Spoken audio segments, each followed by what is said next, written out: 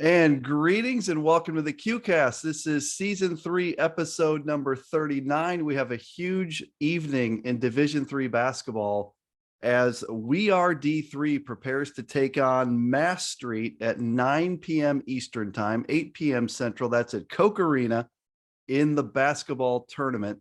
And thought it'd be a great idea just to give everyone a little fun D3 content, kind of a mini QCast version as you're all excited getting ready for the ball game tonight. And what a hot topic tonight, Ryan Cain. I'm not used to seeing that baby blue behind you. What is happening there with my friend Ryan Cain? Coach, how are you? I'm doing great, Bob. It's great to see you. Thanks for having me on here. Excited to watch the game tonight. Got one of my former guys playing in the game, Ty Nichols. Really excited to see those guys and watch Ty. And of course, I've got my We Are D3 gear on. It's I don't know where this came from. It's like a short sleeve sweatshirt hoodie.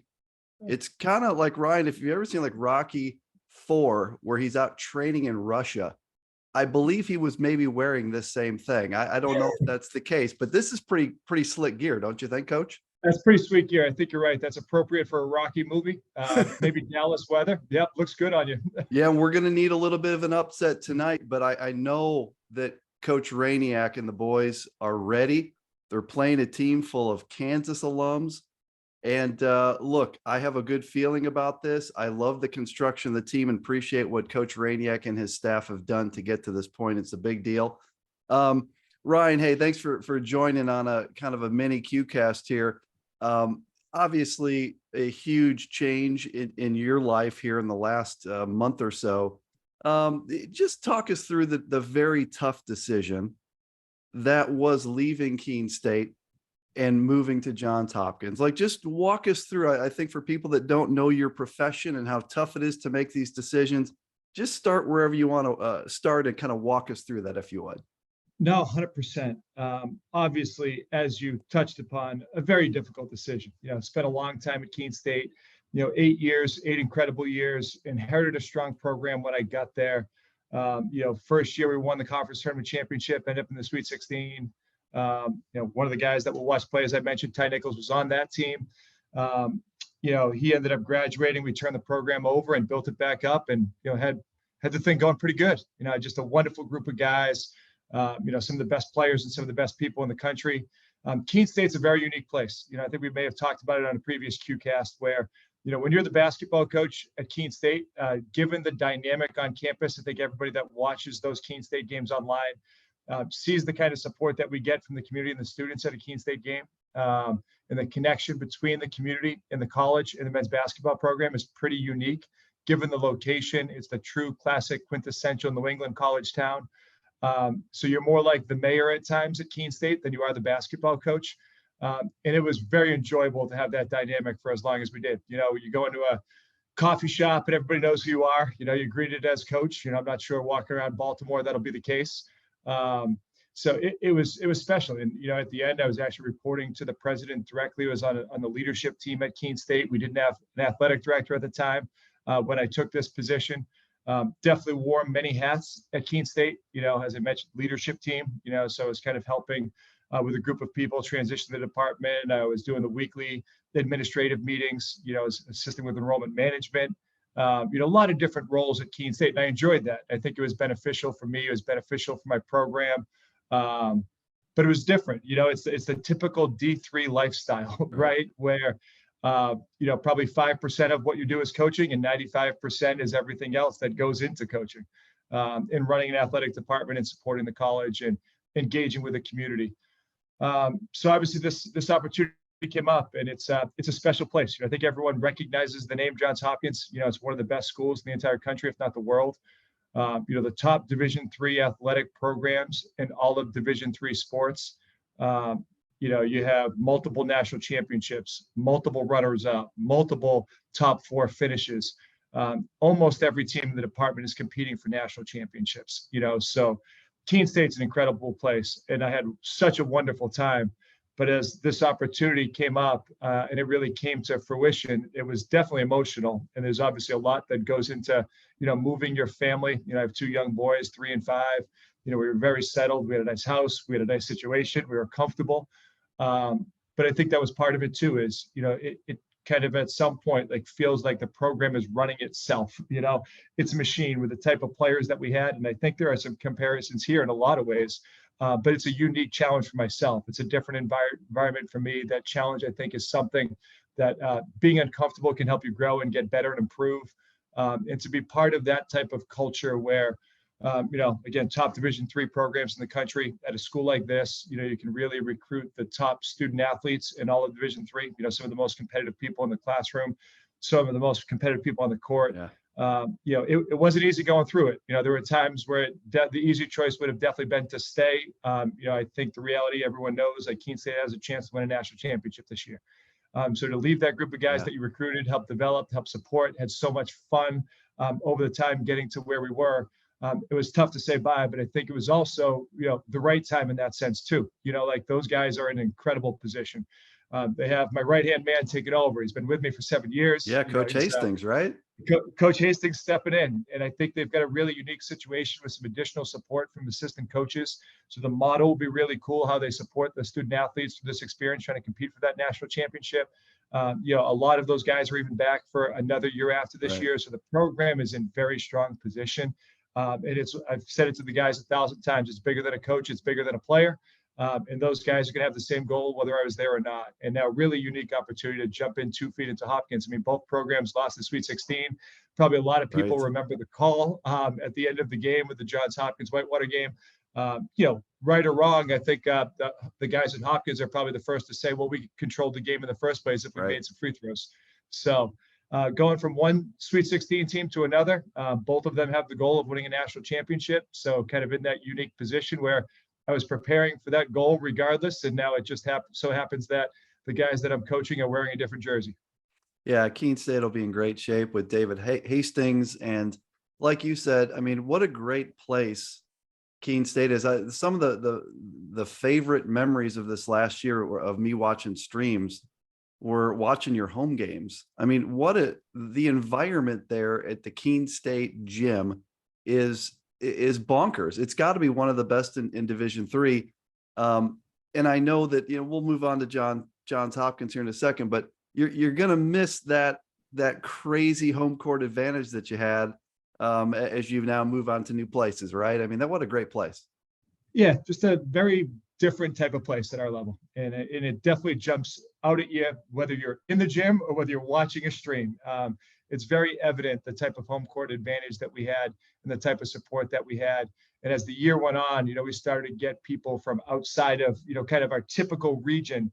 When you're good, people want to come watch. And we had news channels, like Channel 9 was covering us pretty consistently throughout. And all of a sudden people were coming from across the state. And it was really cool to see. One of the games, I think we had a line of about 300 or 400 people that couldn't get into the game, that watched the game at another location on campus. I'm not sure how many Division III schools run into those kind of situations. Is it fair to say there's some Division III head coaching jobs that are special? I'm going to compare this, and when this search was all going on and kind of your name was out there as a potential candidate, someone asked me, Boyd, do you think that he would leave that loaded group and what he's built at Keene State? And my response is it's a lot like Pat Yuckham, who had just this wonderful situation at Oshkosh, but the opportunity to take the WashU job, it seemed like, boy, there's some special places and special jobs. I mean, fair to say that Johns Hopkins is one of those places where you put it on the short list of the best jobs in Division III. Am I saying that all correctly? I think so. And that was definitely someone that I could relate to that's probably been through something similar. It was someone that I thought about his experience in the past, and even the Oshkosh situation where they go on to win it all, right? And if that happens, great. I'd love to be the one to win it all here with these guys at Hopkins and support those guys to take that next step. But if it happens with Keene State, I'll feel good about that too. I know that you're just getting settled in there. And so, we won't go into tremendous detail, but you have a ton of talent that is returning. You mentioned that Johns Hopkins was in the Sweet 16. They lost a heartbreaker to Wisconsin Whitewater. in the Sweet 16. That game was at Randolph-Macon. Yeah. Whatever that play was, it was on the left side of my stream or around the free throw line. I can't remember what a foul call or something, but it was over here. I can see it. And you return a lot from that team. Talk a little bit about, you don't have to list individual names, but you got a bunch coming back here, Coach. 100%. And with the COVID stuff, there's Ivy League grad transfers that are out there. That Right. I think Hopkins is uniquely positioned with some other schools at our level to take advantage of those opportunities. We have some of that going on. We bring back a ton of returners that are really good players, fifth-year guys.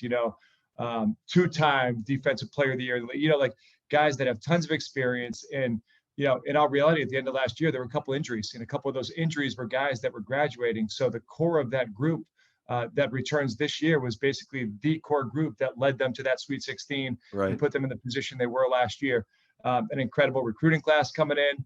I think Johns Hopkins is very uniquely positioned year in, year out to compete for national championships. You touched upon how good of a job this is.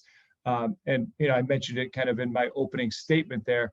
I think you can recruit the best of the best, the best student athletes, the best guys, the most competitive guys in the classroom and on the court. And year in, year out, the program should be in a position to compete for national championships. But the group returns a lot. I think they're hungry. Very mature group of guys. Like obviously a couple months ago, I'm sure they would say, nothing needed to change. Obviously Coach Leffler, incredible foundation. Yeah. Again, we all know the type of success that he had over his tenure in Division III as a head coach. But those guys are mature.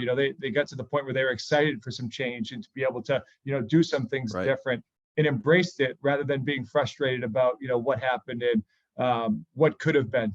So it's really exciting to get to know these guys and to see that type of approach and maturity as you have someone walk out the door and someone new walk in the door. The goals don't change, but the thought process around it evolves a little bit as those changes happen. But a really good group of guys, and I think nice depth to all the classes. Some guys that may not have had an opportunity last year that I think are really good players that could step up and have a chance to play this year. Really excited. I've had conversations with guys, most of them on the phone, a couple of them in person, some guys that are in Baltimore and around the area. The phone conversations are great, but really excited to meet these guys in person and, pretty cool with the changes. For the first time ever in Division III, we have 8 days before October 15th. Yeah, that's cool. So in our situation, right, I think that's an advantage, with that change, getting on the court a little bit earlier. I think that'll really help the program. It'll let everybody feel a little bit more comfortable before October 15th rolls around.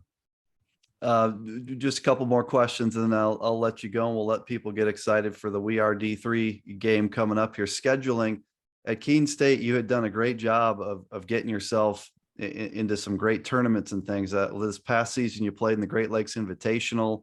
That was at Wabash this past year. You really did a great job of building your schedule. You know how important strength of schedule is and results versus regionally ranked opponents and all that stuff. What will the scheduling philosophy be at Johns Hopkins? I assume you'll have a similar mentality, but just kind of talk us through what kind of schedule you look to build there. Yeah, I think Coach Leffler either knew he was leaving and tried to set us up with the hardest schedule he could, or he really liked his group and wanted to do exactly what you're saying, provide a ton of opportunities for regionally ranked opponents, really bump up that SOS because, we play some pretty impressive non-conference opponents here. We play Newport. We're in a tournament in New York with NYU and WashU. Yeah, I heard about that. Yeah. And, is that with Swarthmore? You and Swarthmore going? Yeah, us and Swat against those two. So that should be a really great one. That's awesome. We play Rochester as well. So we have 3 UAA opponents. We play some other really good teams, Mary Washington, York, Marymount, really good non-conference opponents. And as the league evolves, I think there could be some changes to, the non-conference scheduling, maybe having more opportunities in the non-conference if we go in kind of a division model, which would open up for some of those opportunities, like you mentioned, maybe a Great Lakes Invitational down the road or something along those lines. Keene State has another good one. I don't know if they'll love me when they make the trip out to South Dakota necessarily in terms of the travel, but I think another opportunity to play against some of the best in the country out there. So they'll go to that small college champions invitational out there to play. Yes, Stockton in Platteville. So they'll have a chance to play some really good teams as well.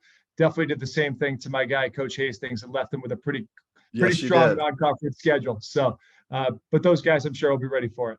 Yeah, I heard great things about the Small College Champions Classic from the inaugural version this year. I know my guys were there and they had a great time, played great competition. We'll have a chance, Ryan, to go through your team when we get a little closer to the preseason. You joined me on December 2nd on the QCast, and it's amazing how quickly stuff can change and how things evolve. But couldn't be happier for you. I do know it's a special place and a special job. Um, as we get ready for the ball game tonight, you mentioned you have a former player that is suiting up for We Are D3 tonight. I want to get your take as we start to close this out. I mean, this is a tough coaching job. You're taking this group of guys that's never played together, and you got about, I don't know, a week or so, and certainly they've been preparing online and things, but I don't know, they've had a week to get together and learn an offense and a defense and learn each other. How would you go about approaching taking that talented, loaded group of guys and facing a bunch of D1 stars? No, it's incredible. It's almost like high school in some ways, right? You know, a lot of these high schools, you're starting after Thanksgiving and you're turning around after like a week, playing a couple scrimmages with a few practices, Right. and you start playing games. You got to keep it basic. You know, I think obviously it's the best of the best at our level. Fortunate to have Coach Ty, and I know some of those other guys on the roster either coached against them, watched them. Yeah. But Ty specifically, like, give him the ball and get out of his way. Like, it's one of those things where I think if you just apply some simple concepts and let these guys read it and make some plays, there's enough talent on the court for sure. I think we all know how good Division III is. You see a lot of these guys having successful professional careers. I think they understand how to play. They're all high IQ, high level professional players for the most part. Some of those guys are younger and may not have had that opportunity yet. But a lot of guys that are pros, a lot of guys that have done it for a living at this point that really understand the game of basketball. And I think it's, keeping it simple, Right. but giving guys space, trying to give them some action to create advantage. Once you create the advantage, there's plenty of good players out there to make plays and read the defense and get great shots. We all know like how hard-nosed, the kind of mindset that we have at the Division III level. The intensity that we bring, the underdog mindset that we have, it's something that I really embrace with this We Are D3 team. And I know those guys in that roster probably feel the exact same way. So they'll be hungry. They'll play hard. I think the defense will probably take care of itself. They understand there's that Absolutely. underdog mentality and mindset. They want to represent our level the right way. So I think it's probably just keeping it basic, right? Don't try not to give up advantage. Try to Right. guard everything one-on-one as much as you can. But obviously, you're going to be dealing with some guys that may be a little bit taller, maybe a little bit more athletic. So it's going to take a lot of toughness and a little bit of scrappiness, to try to get the advantage against those guys. But feel fully confident that they're going to play well tonight. It's an awesome group. The LEC is extremely well represented. Marcus Hayes or Malik Lorquette. There's a bunch of guys from the LEC in recent years that are playing in this game. So I have firsthand experience coaching against those guys to know how hard it's been to prepare for them. And a lot of, honestly, like athletes that are not necessarily typical for the Division III level coming from the LEC that are participating. So maybe there's enough athleticism there to keep up with some of that size. Absolutely. Yeah. I mean, it is an athletic team. I love that they added one of the best pure point guards I've seen in D3 and Buzz Anthony. I just think they have a good construction of their team, and, who knows what's going to happen, but I know we're all excited to watch it.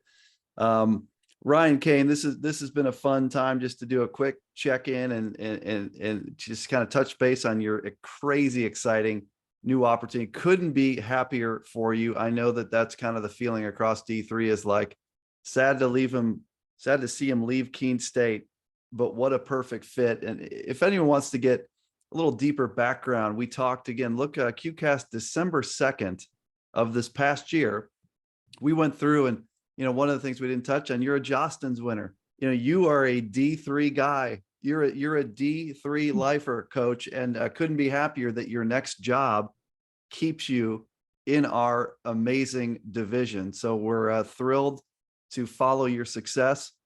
Any final thoughts for those tuning in to the QCast tonight? No, it's great to jump on the call, Bob. I really appreciate it. It's been wild, obviously, so it's nice to take a few minutes and chat with you and talk to our fellow friends here in the Division III world. Can't wait to watch this game tonight. Let's hope they come away with a win. Regardless, we know that they'll represent us at the highest level.